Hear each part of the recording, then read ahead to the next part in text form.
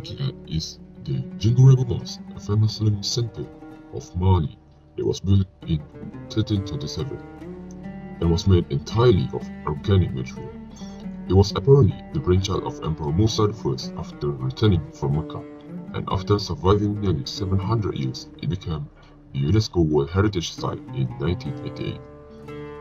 There was two attacks, which is in 26th of February 2010 and 1st July 2012. In 1990, the site was officially endangered because of desertification, with the sound of the Sahara Desert encroaching an organically built structure.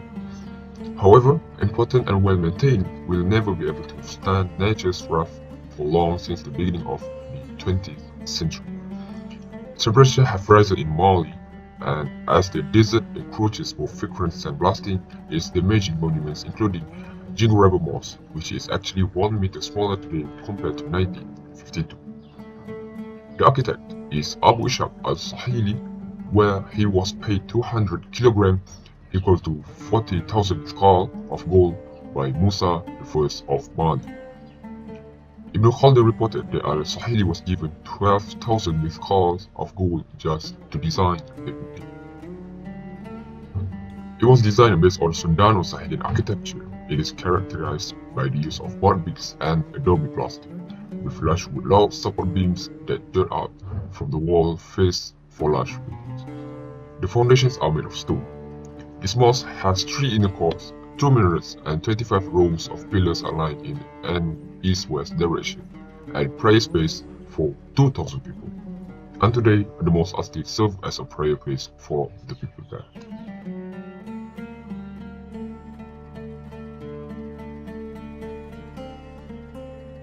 The Ulugh-Beg Madrassa in Samarkand, Uzbekistan is a magnificent architectural masterpiece that showcases the splendor of Islamic architecture during Timurid period. Built in 15th century, it bears the name of its founder, Ulugh-Beg, who was a renowned astronomer and ruler. The architectural style of the Ulugh-Beg Madrasa is characterized by its grandeur and intricate craftsmanship. It features a symmetrical layout with a central courtyard surrounded by 4 imams, with a rectangular frame around an arch opening on each side. The entrance portal is adorned with intricate geometric patterns and calligraphy, showcasing the artistic mastery of the building. The main dome of the madrasa stands proudly above the central courtyard, providing a focal point for the entire complex. The dome is beautifully decorated with colored ceramic tiles, split mosaics, and intricate patterns, creating a visually stunning sight. The facade of the madrasa is adorned with exquisite tilework, carved terracotta panels, and geometric patterns. These ornamental elements showcase the skill, craftsmanship, and attention to detail that went into the construction of the madrasa.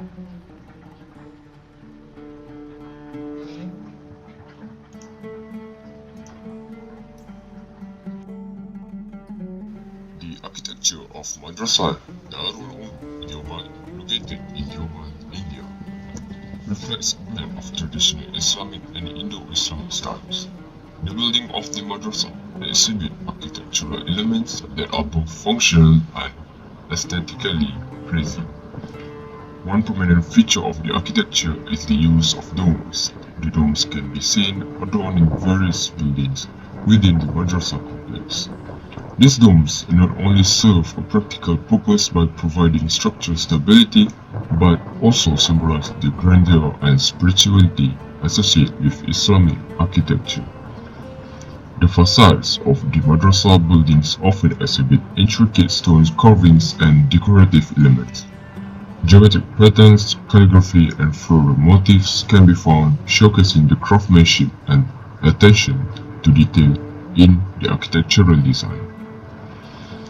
The madrasa complex is arranged around courtyards, providing open spaces for gatherings and interactions. The courtyards are surrounded by covered walkways with arch openings, creating a sense of unity and harmony within the architectural layout. The use of local materials such as stone and brick is common in the construction of the buildings, reflecting the regional architectural tradition of the area.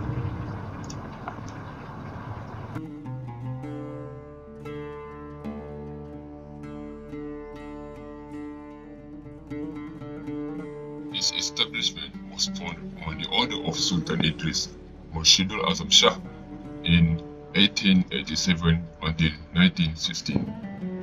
The 28th Sultan of Perak and the location of this madrasa located in Bukit Chandan, Walakansa, and facing the Ubudiyah Mosque, which is the earliest mosque built and became a symbol of Islamic majesty and civilization in Perak. The name Idrisiyah was taken in conjunction with the name of Sultan Idris, who was the founder of the establishment of this madrasa. And what is important is that it reflects the role of the palace in the construction of a systematic religious school at that time. The school's architecture is slightly influenced by traditional Malay and Islamic architecture styles. It may feature elements such as louvers and timber cladding. The header of this madrasa is said to be proud because there were also students who come from abroad such as Brunei, Indonesia, and the neighboring countries, and produced many of the foremost scholars and scholars at that time. In 1970, the glory of this Idrisiyah Madrasa faded, and in 1985, Sultan Azam Shah, the 34th Sultan of Perak, ordered the rebuilding of the madrasa that had been developed by his grandfather, Sultan Idris I.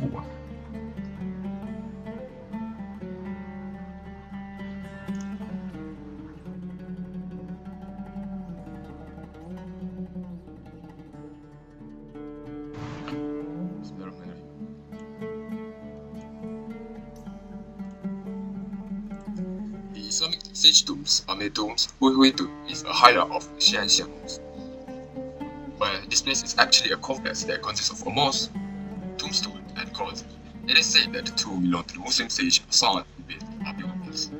Residents have also referred to the Darwin Mausoleum with Darwin, referring to Waqqas. For centuries, this place has maintained a steady stream of visitors. The sage is remembered and revered by Muslims in China and abroad.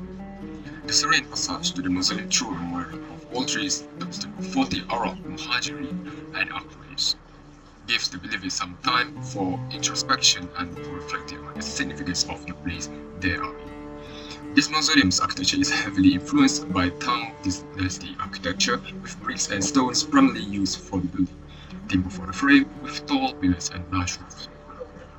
Green and white rather than the mausoleum's coloring.